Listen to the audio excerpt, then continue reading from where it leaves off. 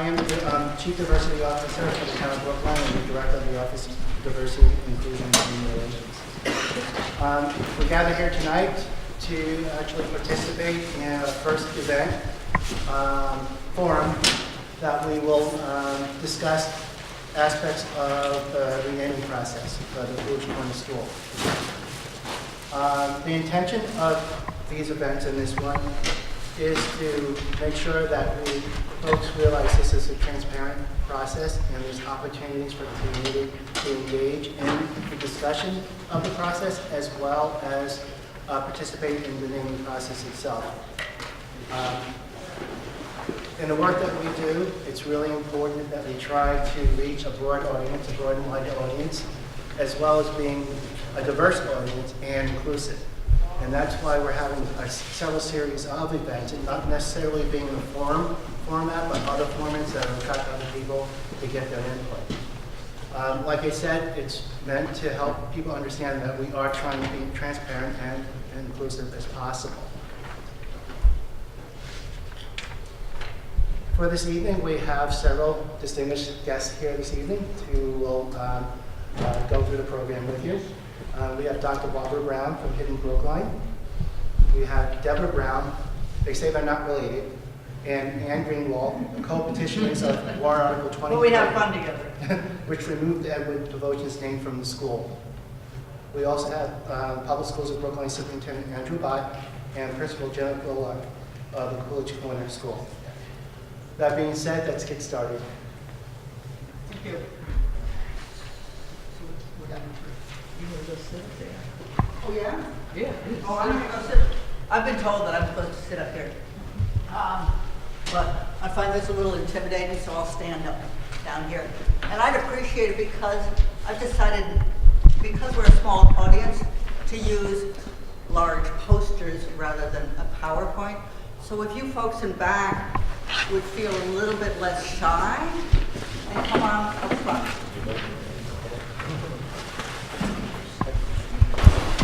Is something, and I need a Vanna White. I need 2 Vanna Whites.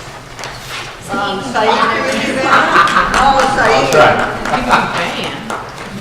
Okay. Van White, right? Okay. Your job, okay, before we, if you get that ready, thank you, and make sure they can see the lower part. I am the chair of Hidden Brookline. And the longer title of our organization, we're a committee of the Office of Diversity, is bringing to light the hidden history of slavery and freedom.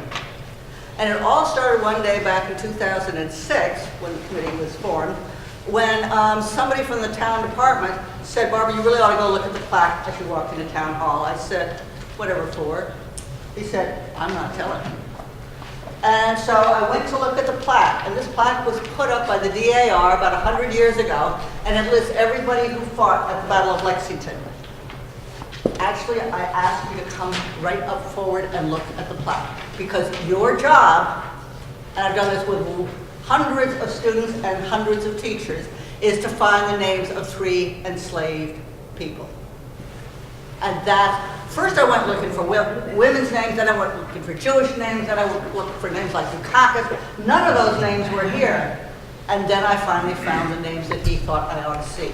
And he was right, I was flabbergasted. So come take a look. And you walk through a whole lot of town hall a whole lot of times. Now you get your first real look at it, because it's hidden in plain sight. It's, as you walk in, it's in the foyer on the right.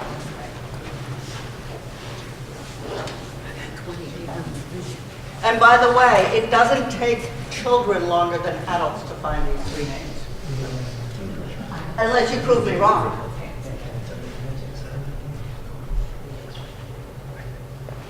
And it does not do any good, said one teacher, if you skim. You need to actually read the names. How you are? Good. That's all day.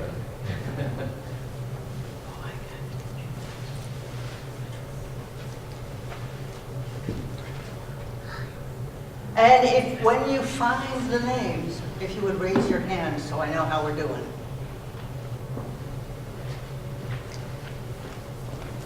we're looking for names that are notably ethnic. No, you're looking for names that are obviously the names of slaves. And I won't tell you how you would find those names because that's giving it away. I know, but I do before. Oh, yeah. Okay. I just wanted to make sure the name has 3 slaves. I'll give you a hint. You find them? Did someone find them? Okay, would you read them out loud if you're pointing to them? Sir? Did you I'm find not pointing, them? I'm just holding the bottom. Oh, you're holding the bottom. Hold up. Well, you should look towards the bottom. That's my hint.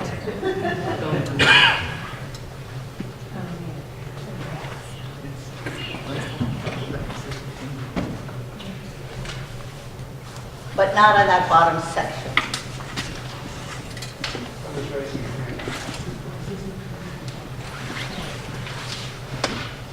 We got one person. Okay. We got several people. Give us the woman in the turquoise shirt. Tell us their names. Esquire White's Peter, Esquire Bank. Yes. Mary Adam. Gardner's Adam. Yes. And Esquire Boylston's Prince. Great. Sit down now so everybody can hear it. But if you two would hang on to it for a moment, because my question to you, besides, think of how many people have walked through town hall and have never seen what's hidden in plain view. When I saw this in 2006, I went, oh my God. What do I do next? I'm a researcher. I went over to the Brookline Town Library, took out 2 histories of Brookline, both of them mentioned it. It is not hidden. It's hidden in plain view. Now, what can you tell me from those 3 names? And by the way, Esquire does not refer to someone like Deborah Brown, who was a lawyer. Esquire is more like Squire in Robin Hood. It's a person who is prominent, who is wealthy, who is well connected. And they were titles given by the governor of the Massachusetts. What can you tell me about those 3 names? Esquire White's Peter, Esquire Boylston's Prince, and Esquire Gardner's Adam. Just from the names, what can you tell me from the way they're written? Possessive. They're possessions.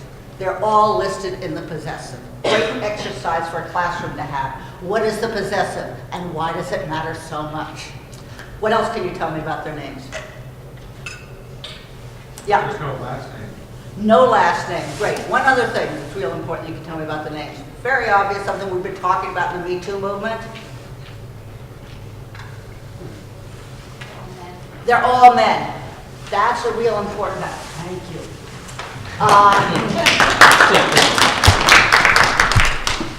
The reason why that's what you'd expect in a war. But the reason why I pointed out here is because 2/3 of the 80+ enslaved people in Brookline were men. And there were almost no children.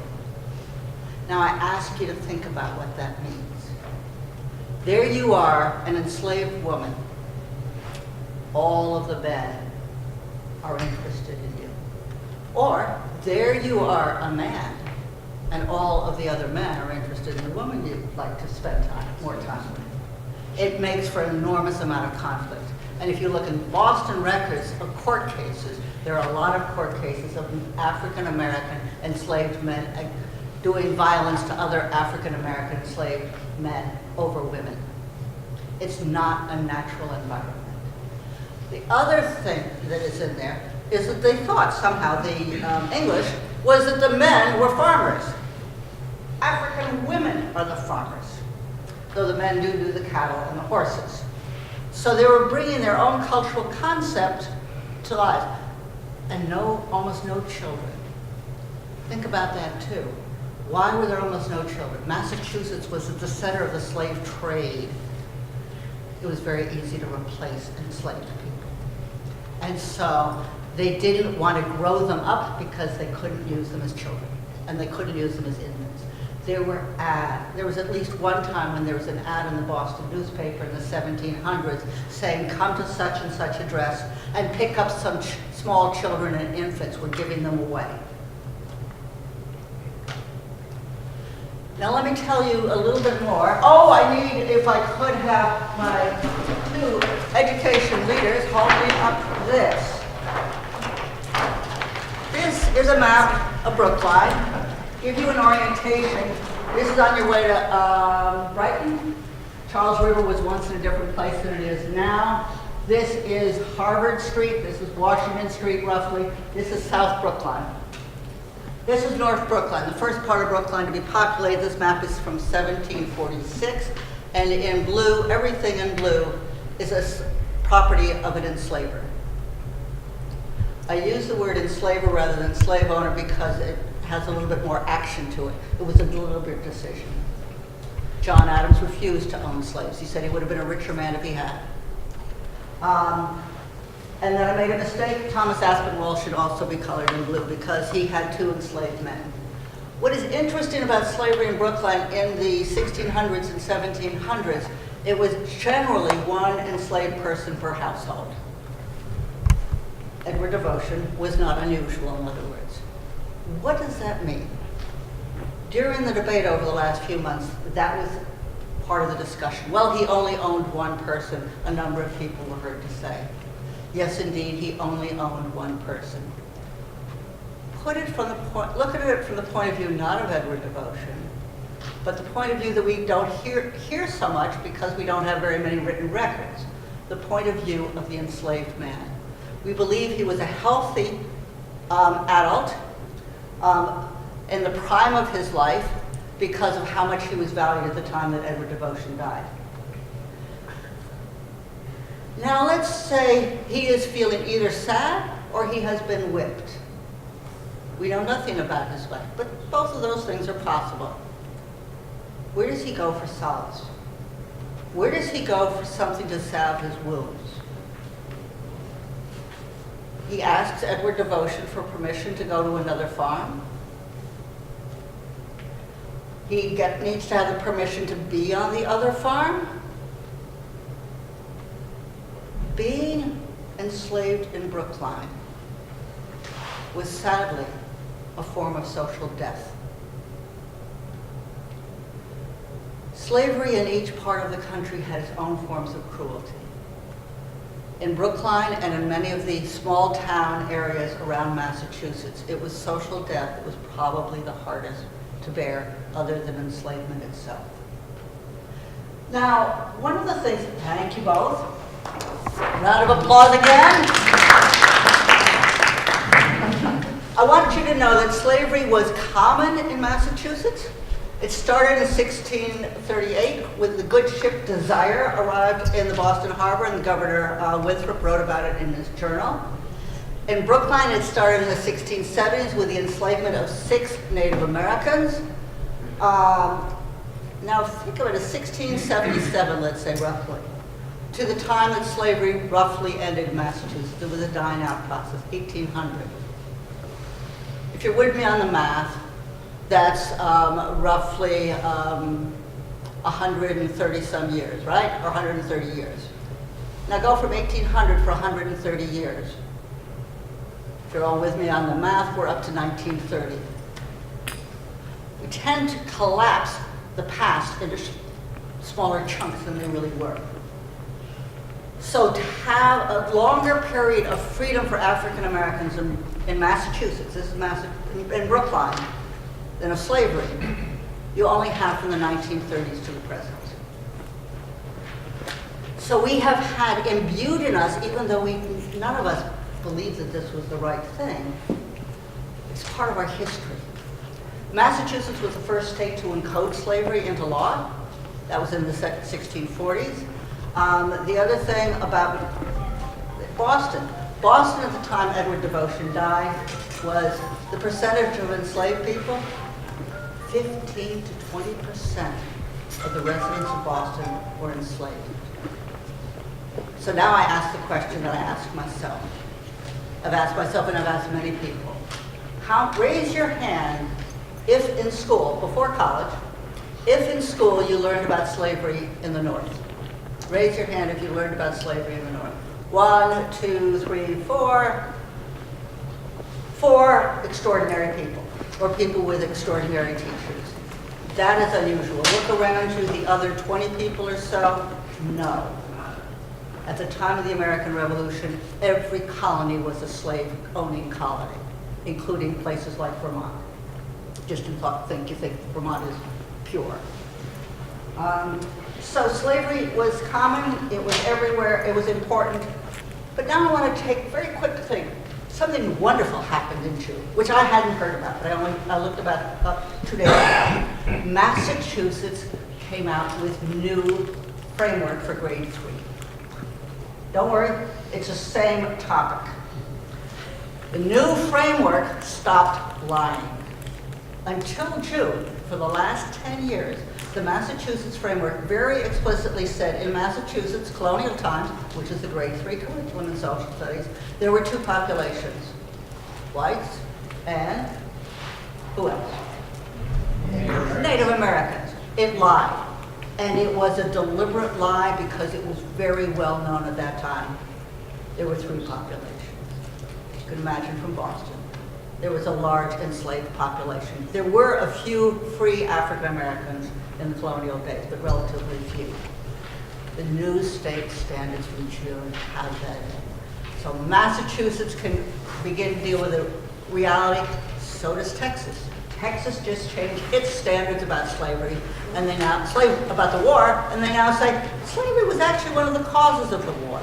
Before that, they weren't quite ready to admit it. That happened last week. So we have a chance to make a difference. And the reason why I want to now talk about the grade 3 curriculum in about 2 minutes, I think that's about all I've got. You got 1 minute. Damn! Okay, in my 1 minute, grade 3, hidden Brookline, slavery and freedom is in the curriculum. Why? Because children are focused very heavily in the early elementary grades on the concept of fairness. Fairness is essential to what goes on in the school and should go on throughout life. And slavery fits in that fairness mode. It also, in the early grades, is very important for people to hear about everybody being equal. That is also a standard thing in schools. And so why not talk about slavery and freedom? Right here in Brookline, and it's right in the curriculum for grade 3, we have examples of men who escaped from freedom even though there was nowhere to go from Brookline, who were slaves. We have people in Brookline, white people in Brookline, who helped escaping slaves from the South. We've got people like Roland Hayes, about whom there was a program just last night, who broke the color bar in classical music and lived in Brookline for 50 years, sent his daughter Afrika to the Brookline schools, and the granddaughter also to the Brookline schools. So we've got things where we can look up and say, yes, we are capable of change. We are a country that makes a difference and makes a difference in who we are. I have 3 seconds left, and so I will say thank you. Thank you.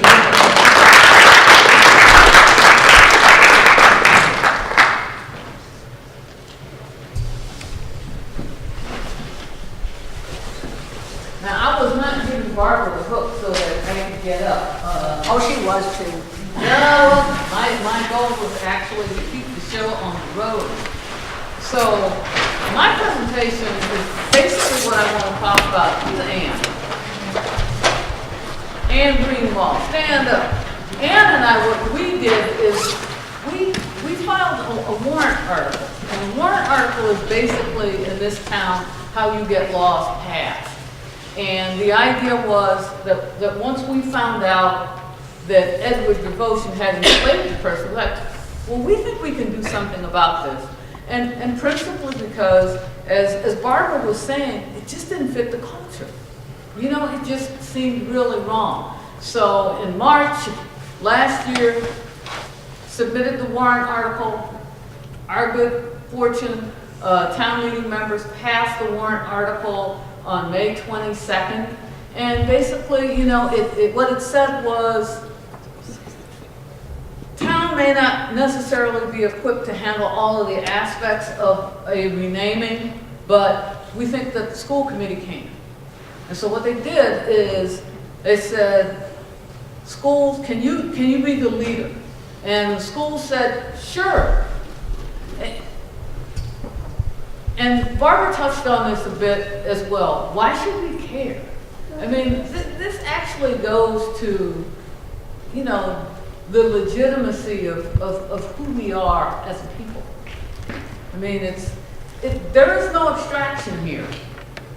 You know, The first picture is one of a gentleman being sold into bondage, and the second picture is Sandra Bland. And for the benefit of the children in the audience, I will keep moving on that one. And the idea is that the legacy of slavery continues to impact all of us. That said, you know, we don't have an intention of erasing Edward Devotion's history, his past, because it's integral to the discussion about freedom. And you don't really get to talk about one without giving people the context for the other. Now, these are all people, some have actually been in Brookline, some have been, they've all been in Massachusetts. And they've all done something significant. Not a little significant, but like make you scratch your head, why haven't I ever heard of them significant? But, I mean, does anybody recognize all these people?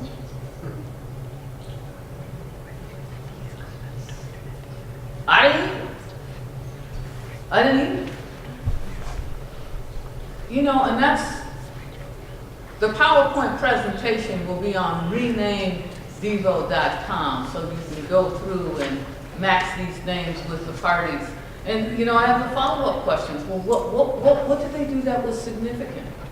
You know, and which ones lived in Brookline?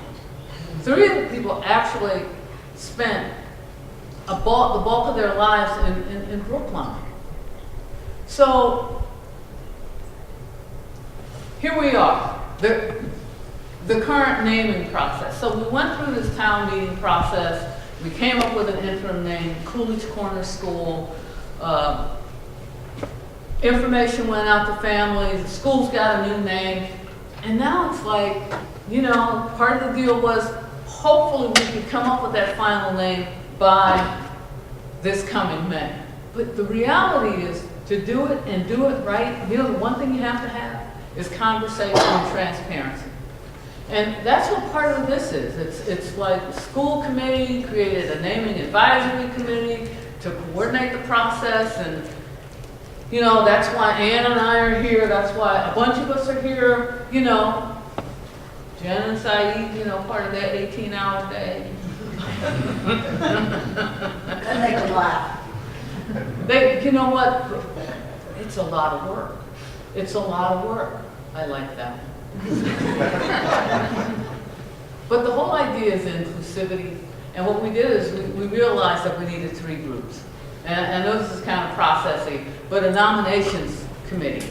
And that's really, you know, Andrew is taking the lead on that one. And the piece there is, how are we going to pick a name that captures the integrity of a 3rd grader through an 8th grader?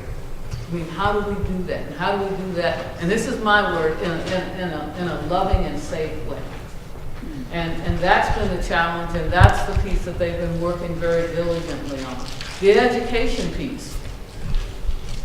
You can have structure, but what does it mean if you don't have the information and the materials to impart to people? And so we've got folks working on curriculum as we speak, and this is part of the community outreach. You know, we're going to try to hit as many spots and as many people as we possibly can, because changing a name means, you know, like, it's a big deal, and so we want to do it right. And so, how did we get here? One of the things is, you know, would devotion even meet current naming standards? And I put this up here so that you get to see, paraphrased, what it is, you know, the bare minimum that we need. A person of excellent reputation and character who has set an example of outstanding citizenship or has made an exemplary contribution of time, service, or resources for Brookline. looking at it through a 21st century lens, I'm not so sure enslaving people kind of meets that standard. A national noteworthy public figure, is an event in history or a cultural significance, or a significant donation or a bequest, or establishment of a trust. Well, we know Devotion gave money to the town. And lots of people think that the money that Devotion gave to the town is where this school rests, that money was long gone by about 150 years. The money that Devotion gave, part of it went into the town hall. There was a school in the basement, and he was recognized when the high school was built in Brookline Village. So, there's an element of recognition that has taken place. Also, somebody raised the specter to me of, if we look at part of this as restorative justice. Lloyd, don't let me talk more than 2 more minutes, okay? Because if we look at it in the context of restorative justice, then maybe we need additional naming criteria. And we need to ask the question, how did this person contribute to eliminating racism? Or, prohibiting slavery over the course of his or her life? Was this person enslaved and overcame that kind of bondage? Or were they just somebody like a Marita Bonner or a Roland Hayes, any number of people who overcame the odds? And they made Brookline their home too. So, this is a community effort. This is the outreach piece, and these are just some of the groups and people that have been involved. As you can see, there are lots of folks that are in the mix. And if you don't feel like you're represented, grab one of us, and we will make sure that you are. Because the important piece here is that we hear from everyone. So finally, what can you do today? Ann's going to talk a little bit about this, but get comfortable with conversations around race. There are some books out there. Form a book group. Race Reels at Brookline High. Wide Lens at Coolidge Corner. Okay, my time is up. I feel the look. And we will post updates on renameddevo.com. So thank you very much.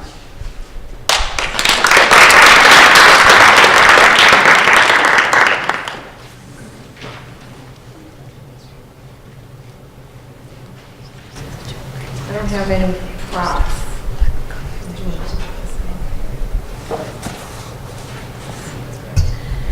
Well, as Deborah said, I'm Ann Greenwald, and I was the other co-petitioner for the warrant article. I just wanted to spend a few minutes talking about, Deborah talked about the process of what we did to get the warrant article passed, but I think that I just wanted to fill in a little bit, because when we first decided to do this warrant article, we were immediately met with opposition. People who said, you can't do it, you're doing it the wrong way, this is not the right way to do it. You have to go through the naming committee, which is a committee in the town that doesn't actually name things, we found out, but actually approves of names. So we were citizens, we're not town meeting members, and we decided to go ahead and do it anyway. And the process really involved having a lot of conversations with people and winning over a lot of people. And it was nothing was met initially with open arms or great enthusiasm. And so I learned a lot from this process about what we were facing in terms of people's resistance. And part of what we were facing is that people, as Deborah said, are not comfortable with conversations about racism, racial equity, and also didn't necessarily make connections with how slavery and the history of slavery in this country and the history of slavery in New England and Brookline has a huge effect on our current life. And so so we spend a lot of time listening to people, a lot of time listening to people.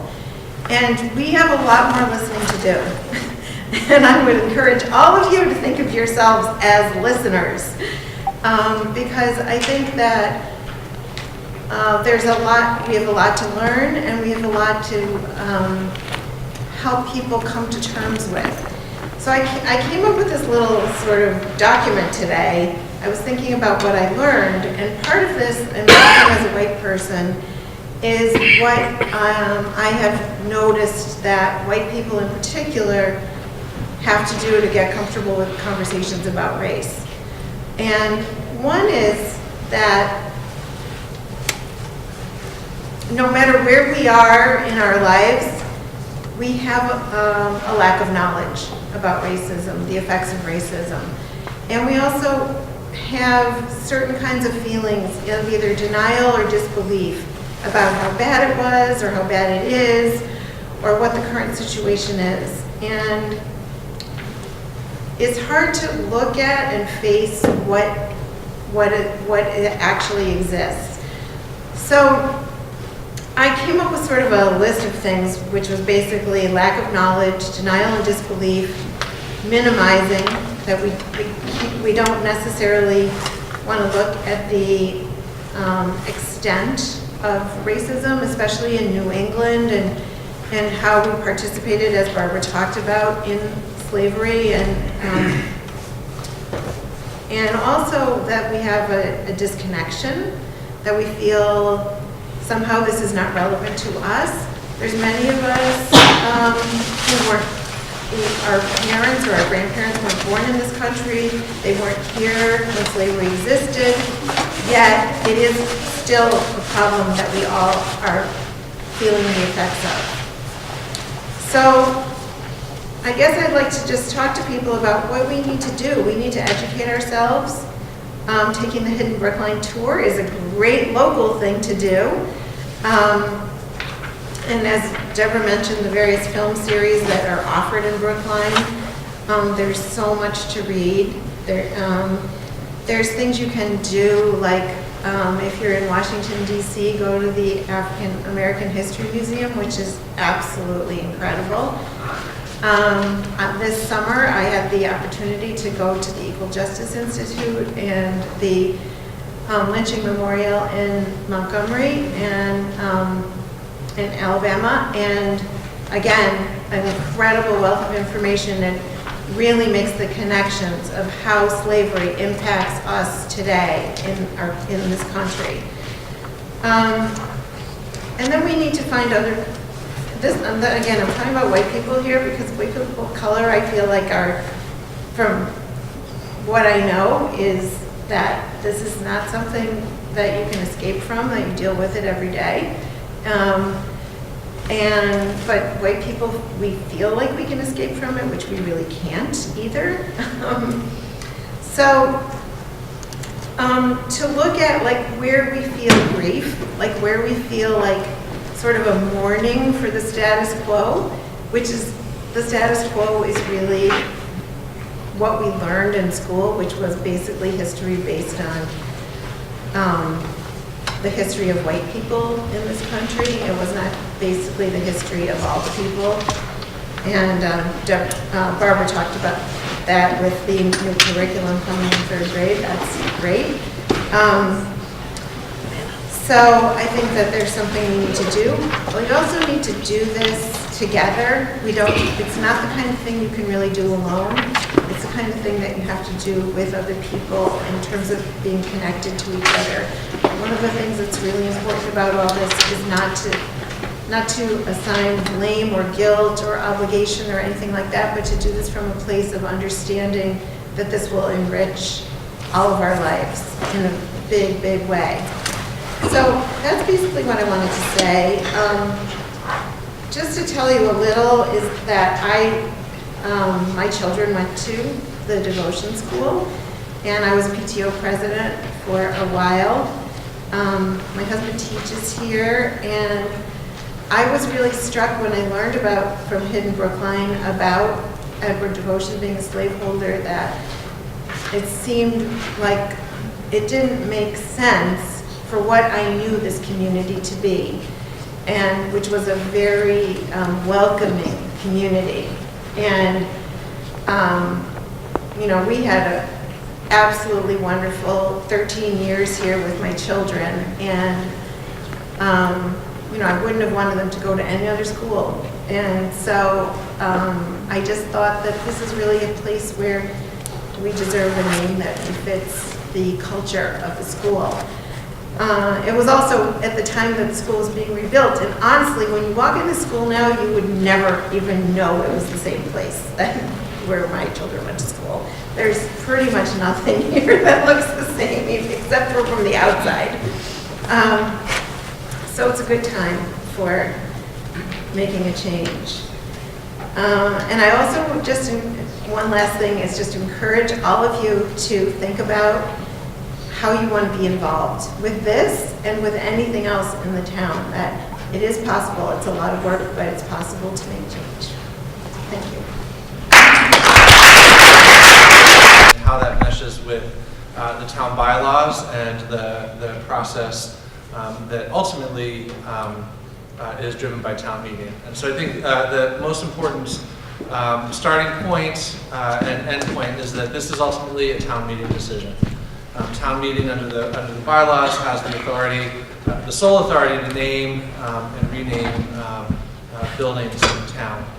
That said, there's a process by which the town naming committee can recommend names to town meeting. And in the warrant article that was passed last spring, passed overwhelmingly, I would add, town meeting put forth for the school committee to run a process to select a name.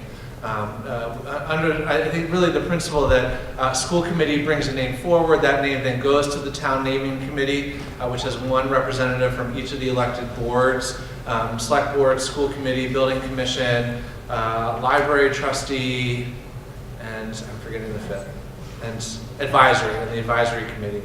And so that group would then consider the name recommended by the school committee and ultimately make a decision whether or not to move that forward to town meeting. So given that charge, it always has been from the very beginning really important to me that we figure out a way for students to be really at the heart, at the center of this process. And it took a while, sort of several iterations to get to, I think, a really strong plan.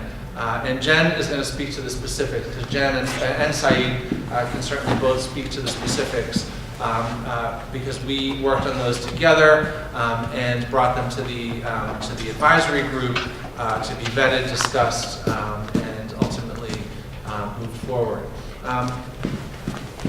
Ultimately, long and short, it is a process where students are at the very heart and through much of the process, doing the work of taking the names that are the folks that are nominated, considering those names, and recommending those names forward to the school committee for the public hearing process. And so I have no idea how many nominations we'll get.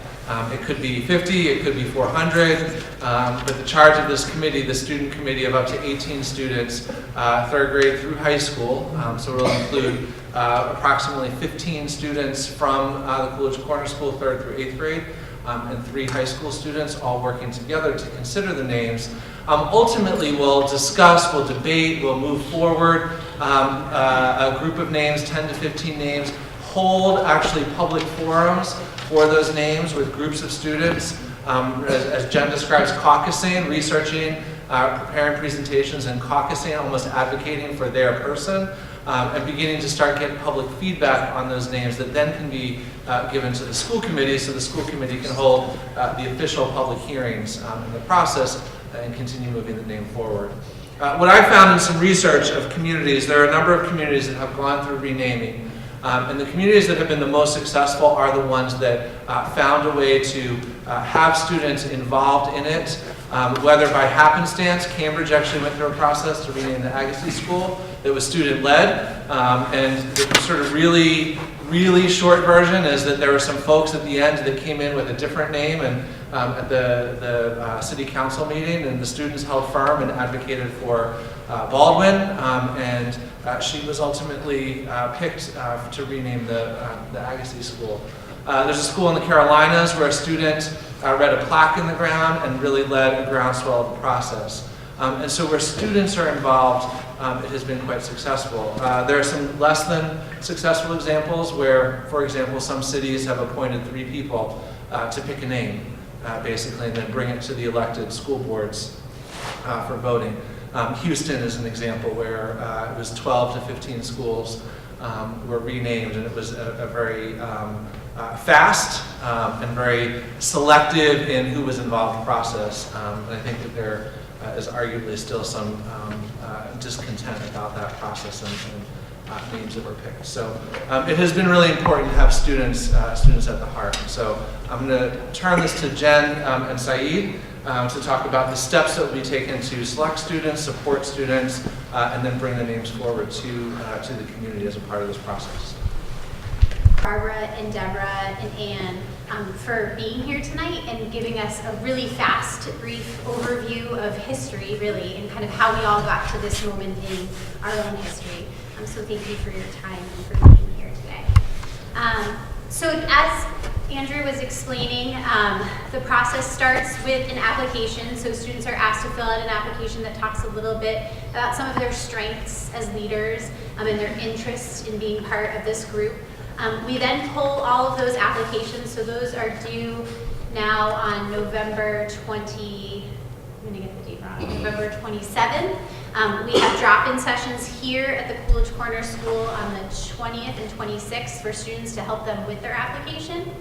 Once those applications are submitted, they'll go through a double-blind lottery process.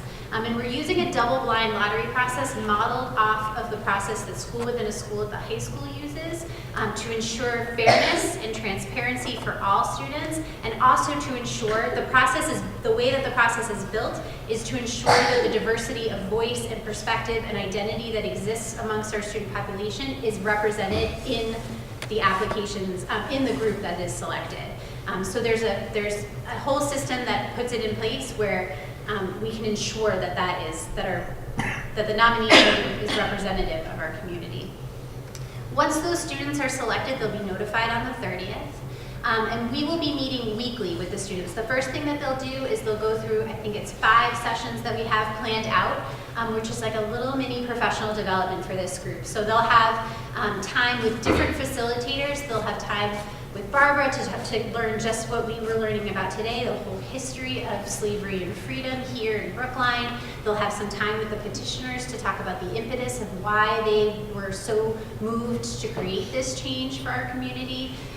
They'll also have time with Saeed and myself to really start talking about how to work together as a group, how to be leaders in the group, and also how to have really difficult conversations, because we know, just like Anne was talking about, that our students are going to go out and there could be opposition that they face, and we want to make sure that we give them the tools of how to address that opposition. And let them know who the supports are in our community, in the school, in the community at large, who they can turn to when they need help if they're struggling with any of that. So they'll go through this wide development for over 5 sessions, and then they start, at the same time that that's happening, all of the nominations for the name are being collected. So those are going to be collected, and then there'll be a group of adults who are looking through those names and vetting out any ones that don't meet that standard that Deborah was showing us. And once we narrow down exactly what those extra things that we're looking for are, we'll have the group of adults comb through those applications so that the actual names that the students get are sure to have met the criteria that we as a community had set forth. So then those students will get those names. They'll also get information about how many times a name might have been submitted, so that will also help them kind of understand the strength behind each of the names submitted. They'll look through those and then they'll go through a process where they do, like Andrew was saying, they'll whittle it down to 10 or 15, somewhere between 10 and 15. And then we'll have some different forums, different nights here and across Brookline, where students will create presentations about each of the students, go into the different classrooms here in the school, maybe even across classrooms in Brookline, and talk about all of the different people and make their case of why that should be the name for our school. And then, just like Andrew said, they'll have that feedback that they'll get from the different communities, whether that's through voting or some other way, about kind of which name is garnering the most amount of support from the broader Brookline community. And then they'll make that recommendation. They'll come back together and they'll make that recommendation to the school committee. And the unique part is that every student who applies to the nominations committee will actually be a part of this process. So there will be a group of 15 to 18 students who are going to be selected to do the bulk of that work. But once we get to that stage where we're talking about the 10 to 15 semi-finalists and we're creating these caucuses, we're going to invite back everybody who applied to be part of those leadership groups. So as long as you've applied and you went through the process of carefully submitting your application and showing that you are interested in this work, we want you to be a part of that process. So we are going to make sure that you have a role in that semi-finalist round of researching the different names that the committee has brought down. So that's a little bit about our process and how that's going to work here. I think, and I'll add, thank you, Jen. Deborah said at the beginning of her presentation that the goal was to have this back to town meeting for this spring. And given the time that has been given towards planning and really developing a depth of process, we're not going to hit that target. In order to hit that target, we have to have actually a name through all of the public boards and all the various public hearings by the start of March. We simply don't have that time to get that done by March. And so I just want to unequivocally say we're not going to hit the Springtown meeting deadline. The goal would be to have it hopefully done by spring, by the end of this school year through the public process, with the final step needing to be the fall town meeting. Or if there were a special town meeting, to be held for some other purpose to try and build it into that. So just want to have clarity of that timeline.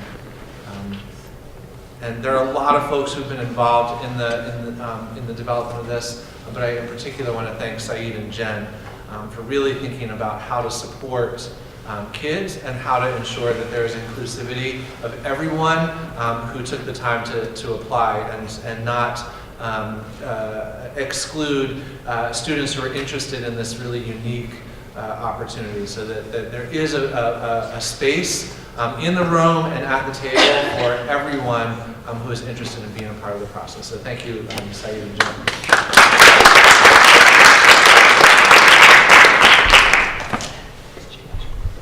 So people are applying without knowing it's going to work with their schedule or knowing what the time commitment would be? Yeah, I mean that The chicken and egg that people, might be reluctant to apply if they don't know.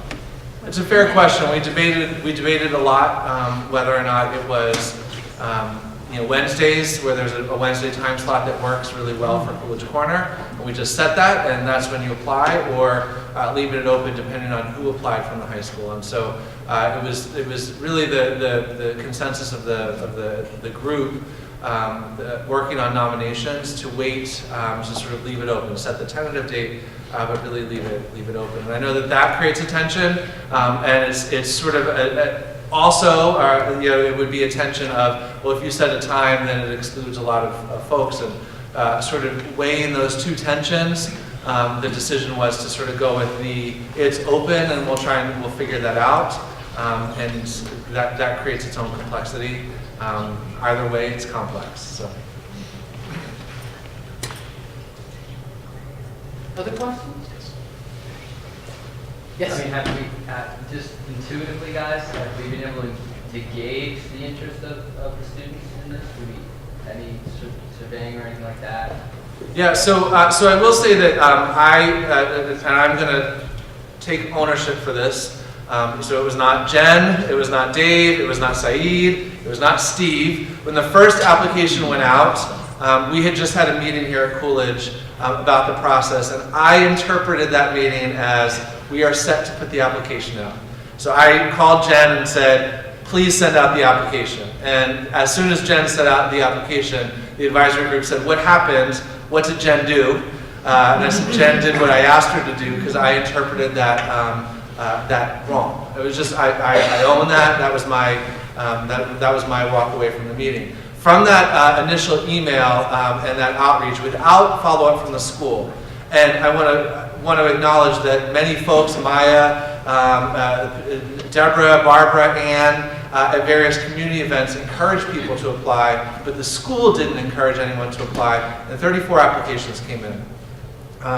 Wanting to be really sort of fair for anyone who may not have applied, we reopened it. We're not asking the 34 students to reapply, and I'm not sure since it's been reopened. I have not checked with Jen to see how many may have come in, but that's where we started, was 34. So, so some good interest in being a part of the process.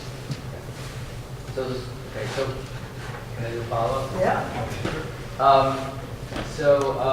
How have you guys been able to talk to the teachers about this process? Are they feeling comfortable about it? What kind of help do they need? What's going on with the faculty? So, so a couple of things have happened, and Jen's probably better positioned to answer this. But most recently, at the all-day professional development 2 Fridays ago, work happening here at Coolidge. So I will actually let Jen speak specifically to some of that work. And there's ongoing work needed. So steps have been taken, and there's the need to do additional work, which I will say, sort of beyond the specifics that Jen will share. Saeed, Nicole Gittens, our Deputy Superintendent for Teaching and Learning, and several others, including Barbara, I forget who else is on that group, Susan Wolf-Ditkoff, looking at curriculum more broadly and how we both create new curriculum and put the necessary supports in place, similar to a process that happened through the history department after town meeting passed the Indigenous Peoples Day warrant article, which required us to create new curriculum, provide supports, provide the resources, and it was a step that I would argue our curriculum coordinator for history did incredibly well. And so modeling it off that, but instead of it being solely our history curriculum coordinator, a group, a more broad group that includes him, includes school committee member, town residents, Saeed, and others from the school, as well as Dr. Gibbs. And with that, I'll let Jen talk about some of the specifics. Thanks. So the way that the nominations committee is set up and the supports that are put in place, so Saeed and myself are the advisors, the faculty advisors to that group. So it's not intentionally adding additional work onto our teaching staff. However, the door is open that if people want to be involved to whatever level, they're welcome to be involved. So we had some teachers volunteer to staff some of those writing sessions after school as we talk about the group of adults that are going to kind of help comb through those names. Again, we'll open it out to anyone who's interested. So we're not placing the work on to people, but rather inviting people who would like to be a part of the process to be a part of that. In terms of supporting their conversations in the classroom, Saeed and Dr. Gittens are working on that. One of the things that we did during the all-day professional development day, we sent a group of teachers to work with Barbara Brown, and we are so thankful for that. She gave them an expert tour, and they came back with the response of every teacher in Brookline needs to take this tour. And so we know that through their enthusiasm and excitement, I've already touched base with several of them of how they're going to be using this, their work and their information that they learned in their classroom. So we had teachers from as young as kindergarten attend that, all the way up to our 7th and 8th grade staff, and each of them have a different idea of how they want to incorporate that work some way, and Saeed and I are there to support them in however they want to go forward. Additionally, I met with the 3rd grade team, knowing that the Hidden Brookline curriculum lives inside of our 3rd grade, and that's been a challenge for us as a school to implement that. So my job on that Friday was to talk about all the different barriers that were facing them and really work with them on how to make sure that we're implementing that curriculum. And what that team actually looked at and decided together with me was that the lessons that were there, that they're amazing and wonderful, are just not enough for our school. That we want to do more as a school because of the way that, because of the impact that it has in this moment in history. And so I'm actually working with that team over the next couple of months on building out the curriculum and expanding it a little bit more to go in more depth and to have a project, an outcome that's more project-based at the end, where they actually will be researching different agents of change during that time period and then submitting those names to the nominations committee. So some of those people that you saw up on those photos, they'll be researching those folks and submitting them to the nominations committee as potential names. So we're really digging in and using this moment in our history as a teachable moment for our students and supporting our teachers in whatever way that they need and want to get engaged in that. Do you want to talk any more about the curriculum side? So the curriculum side is very much in process, and we're stuck with this question about what do we do now, right? So to help kids, families, the community members understand what's going on right now.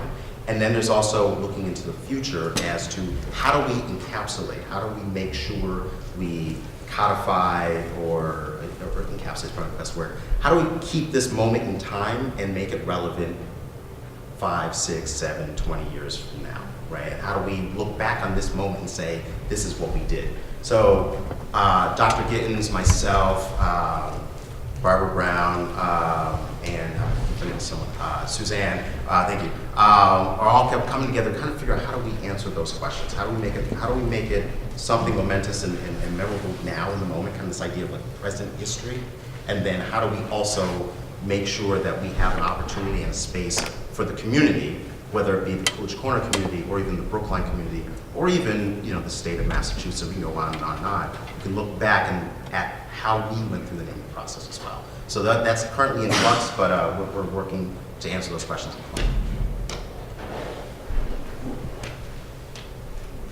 Yes? So I have a question that is 2 parts but related.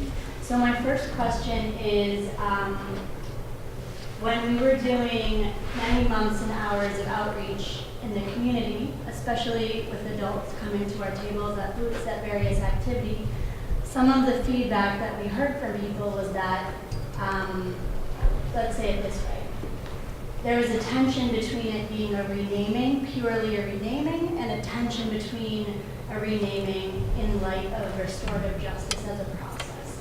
So I'm wondering, for the children, excuse me, for the children and the community beyond, how will that be communicated and weighted?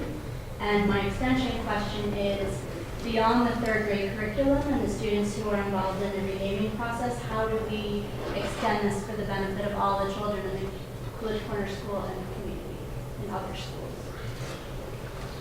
So your second question is easy to answer in that that's the work that Saeed just described. It's work that takes time, and we want to be careful and deliberate with any curricular work that happens, and how does it fit in with what already exists. We actually have a really rich history curriculum, rich curriculum in all of our contents, but the history curriculum in particular has every unit has been developed by educators collaboratively, and there's a lot of power in that. And so the question is, where can it be expanded? And what Jen described in the 3rd grade is sort of seizing that moment now here, and using the time that's built into the day through faculty meetings and others working with the 3rd grade team to say, what can we do now as a part of the renaming? And quite frankly, I see that actually informing work that happens across the district in ways that there are units that other folks in other schools have tried and developed that have become standard units across the district because they are so powerful and thoughtful. And so there's that immediate step, but then there's also the curricular work that will take more time to do it right. What we know is for curriculum to be most powerful and most effective, it is developed collaboratively by educators with educators and students in mind. And so that's really that process that Saeed and Nicole Gittins and Barbara Brown and Susan Wolf-Ditkoff are coordinating with sort of the within the district. So it will happen, it's just we want to do it right.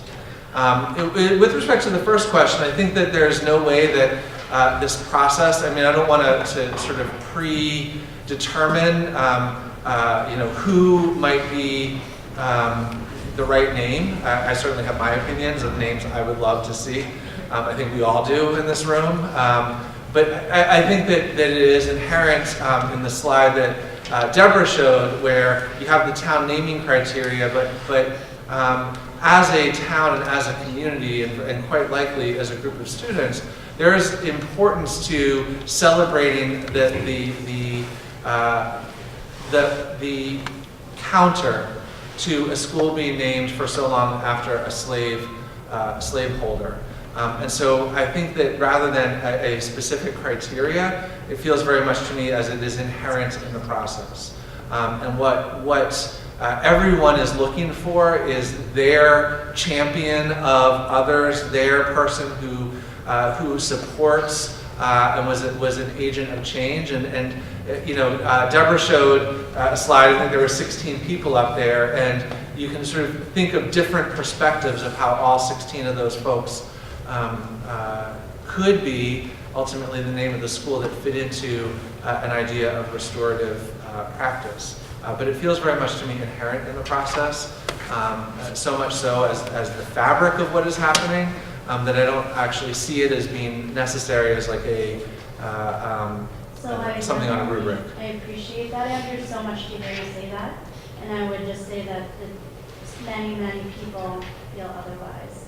I agree with you wholeheartedly and with the original intent of the article, but talking to people for many months across town, that's not necessarily the mainstream opinion. And I do think that as a community of stakeholders and people who have a high level of engagement and care, that it's up to us to try to help move that idea forward. Thank you. Other questions? I'm going to take the young man in the back, and I'll come back to you.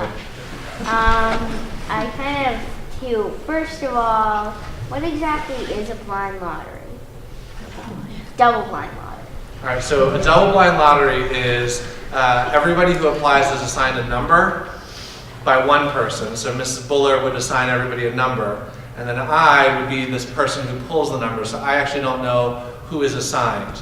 And so it takes out any chance for students who are being selected, for the people who are being selected, for me as the person pulling, say, oh, I really want this person. I know that Jake is number 27, so I'm gonna go for 27. So it separates out. So that's what the double blind is.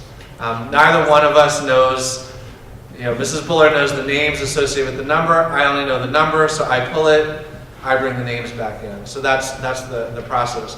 And the question of how do you, in a double blind lottery, ensure that the lottery is reflective of the student body, the key is in how you recruit students to apply, and the structures, just sort of how the lottery is set up, which SWS, School Within a School, has a long history of doing. So we turned to, I apologize, it's late, and I'm up late, Dan Bresman, the longtime coordinator of SWS, as well as Abby Erdman, retired SWS teacher, to really understand how they set up their process. So we're not creating our own process, we're really looking at what School Within a School does.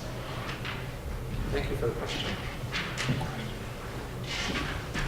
I have a 7th grader and 4th grader, and somehow there's hyper-awareness of the name that's on the diploma. That last year, they're going to go shame. This year is going to be... The Sylvia Coolidge, yes. And then next year is going to be the new name. Yes. So I'm a 7th grader, so she's going to get the new name. Yes. Right. But I just heard about the target moving spring versus fall, so I'm wondering if she'll have... Yeah, I mean, assuming it's a fall town meeting, then that would be the name for the diploma when your 7th grader graduates. The new name. It'll still be the new name. Yes. So nothing changes. Correct.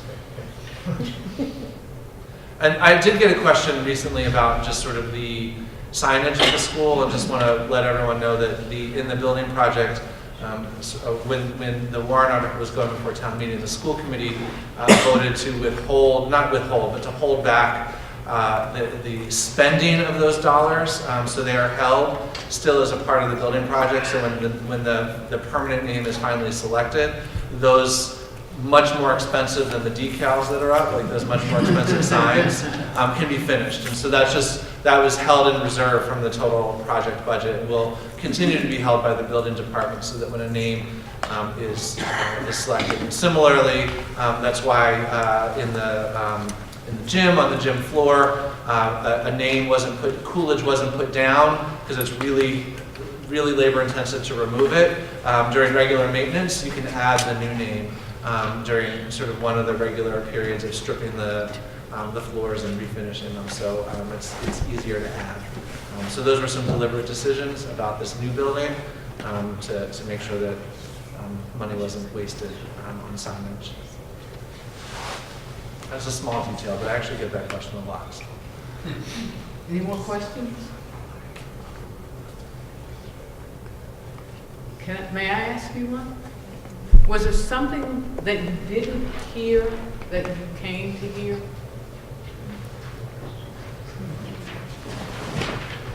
Yeah, I think I heard a lot of, certainly a story about the history of Brooklyn and the terrible legacy that we lived with.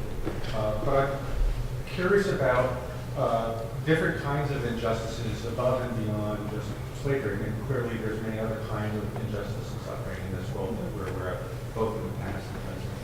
And then if you go even broader, more inclusive, you get past injustice, you get to things like creativity and the arts and the sciences and the contributions that people have made. And I think of the motto of Devo, which is work hard, become help others. And I'm thinking, what I'd like to hear is this naming process, is this conversation about restorative justice specifically for racial injustice? Or is this a conversation about going forward, what are the values for the community and what other things are we taking into account other than specifically the agenda of this particular injustice? And I guess it's not clear to me which kind of track we're on. It's a great question, and so Deborah E. Brown's answer is that I think the greatest stain and impediment to this country moving forward is its legacy of slavery. That is the third rate. I also think, though, that in selecting a name, that there has to be an aspirational component to it. And you talked about arts and letters.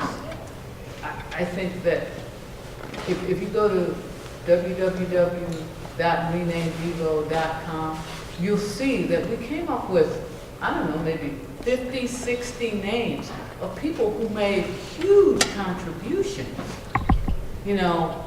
As freedom fighters, as intellectuals. Phyllis Wheatley, I mean, she's a well-regarded, poet. But basically not part of mainstream history. And so part of this process is to look at the scholarship that many people have contributed to this broader society, and that we don't really fold in enough. And so I think it has to capture that sort of aspirational piece of, how does it capture, the intellect and the ideals and, for somebody goofy like me, even, the whimsy of thought. But I don't think that we can forget, how this started. And that's just my take on it, I'm not speaking for anybody. Go ahead. Susan Wolf did copy. School committee member.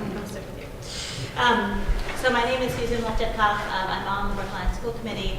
And I think there's a really direct answer to your question, and then there's a broader answer. So the most direct answer is we get the name that town meeting votes.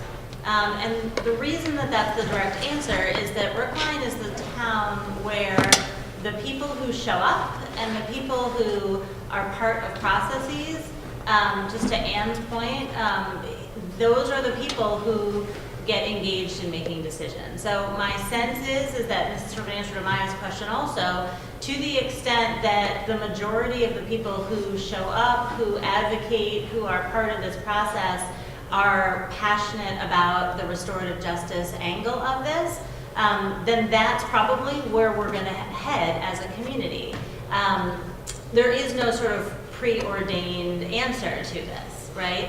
I think the other piece of it is that while there's a piece of this that's about renaming a school, there's also a piece of this about how do we think about equity in Brookline? How do we think about restorative justice in Brookline? How do we think about race in Brookline? How do we think across professional development for teachers, across our curriculum, across our town, with so many of the types of town events that were listed earlier. And so my sense is that right now, the people who are most passionate and most engaged in this process, who are going to be showing up at public hearings, are interested in the restorative justice aspect of this.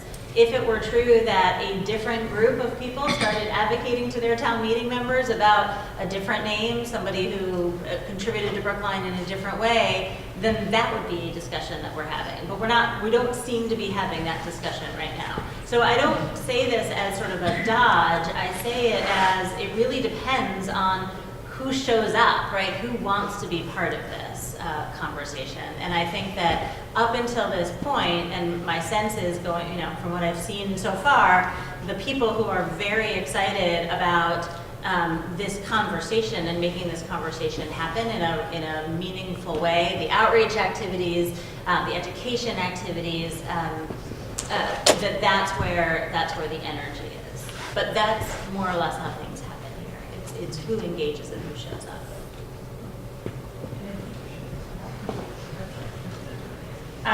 Just thinking that looking at the criteria that's there, it seems that there's the assumption or decision made very early on that the name has to be named after a person. And so I'm assuming that because... Yeah, so just on that, it doesn't say that. So the town criteria, so the town meeting votes, and they get a recommendation from the naming committee, and the naming committee is going to get a recommendation from the school committee, and the school committee is going to get a recommendation from the students. What the town naming criteria are does not have to be named after a person, and the town naming criteria does not include restorative justice, racial equity, or any of those elements in it. But it doesn't need to be for a person. I think what you saw was a few different sets of lenses through which the students will be talking about this, through people in the community are talking about this.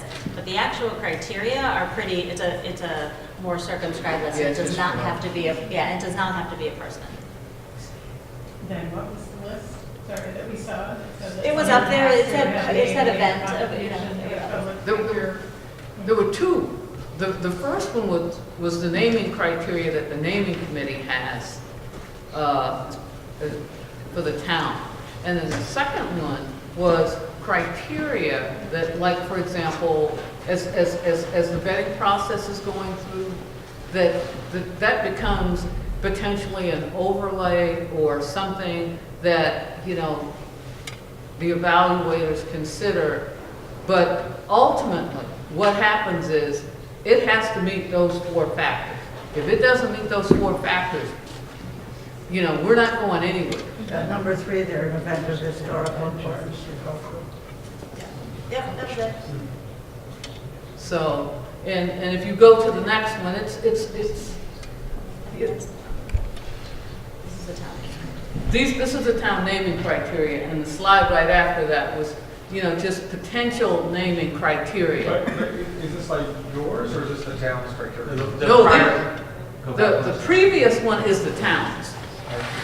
That's the town. If you, pardon me?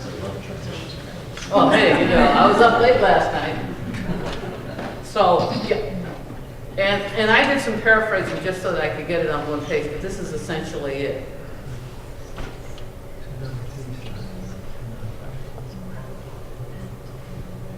Yes. I guess one thing I was wondering is if renaming of the school is the start of a bigger conversation to potentially rename Washington Street. Right, yeah. George Washington, two slaves. Are there tuning tools or whatever that we're also named after street? Is this the start of something? So the school committee, I can't answer the questions about names of streets. That's not my purview. But what I can say is that the school committee last spring, when the warrant article was first filed, formed an official committee that's chaired by school committee member Helen Charlevsky to study all of the schools and the history of all of the school names. Some are clear, some have required further research, so that work is not yet done.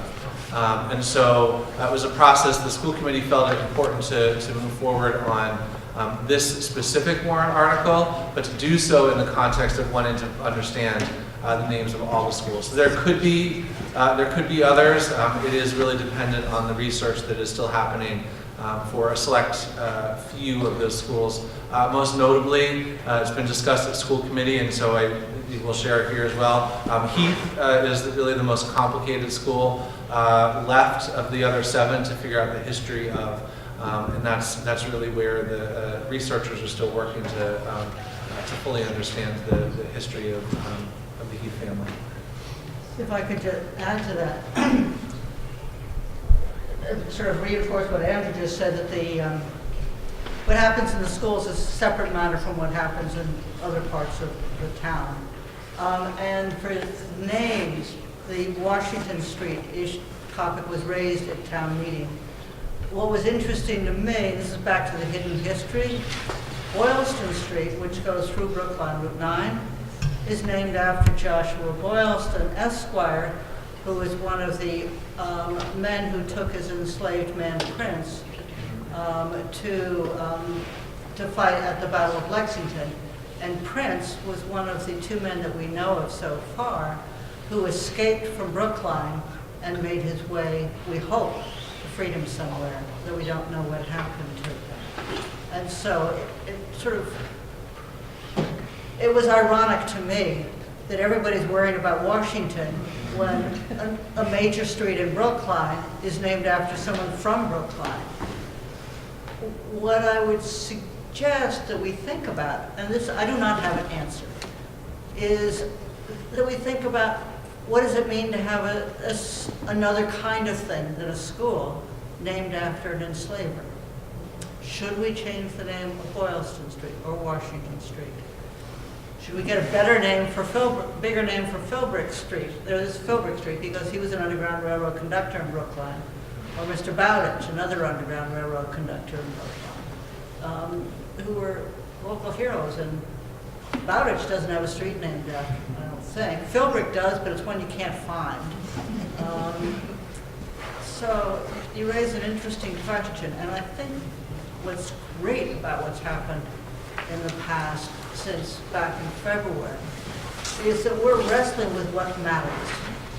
And that's why I kind of deliberately say, I don't know, but I'm willing to continue to wrestle and do, if you want to have a discussion about it, disagreement, because there's not going to be an easy answer. And the discussion about devotion, what was wonderful to me was that people were happy to come to terms, including myself, because I went through a whole process of figuring out what does it matter, and in what circumstances does that matter.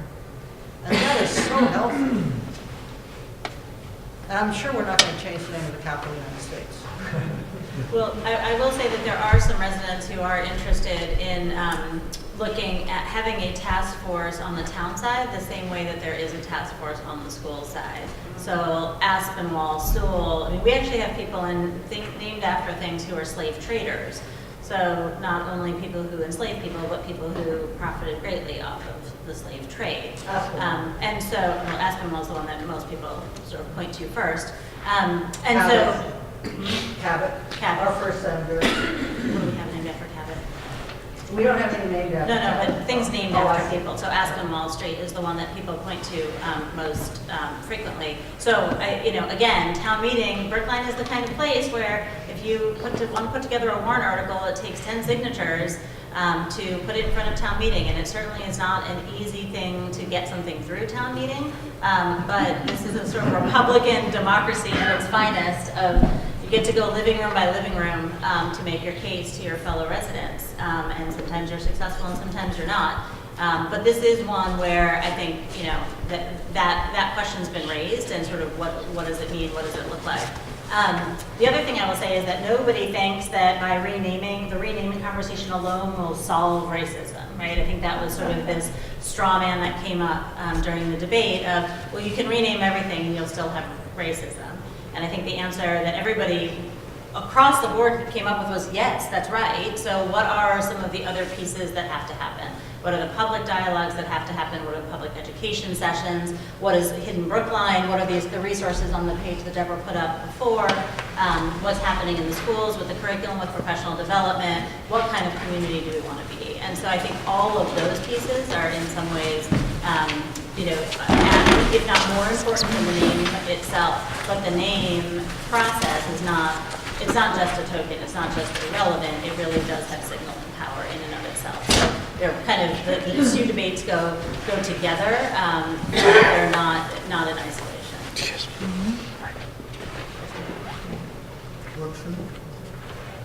Question? No, I was adding to what you were saying, or agreeing with you that group names see so many, and if you do go to the website, there's just so many more, encompass so many of these aspirational things we're talking about. Artists and thinkers. I mean, we're not really looking in one direction here at all.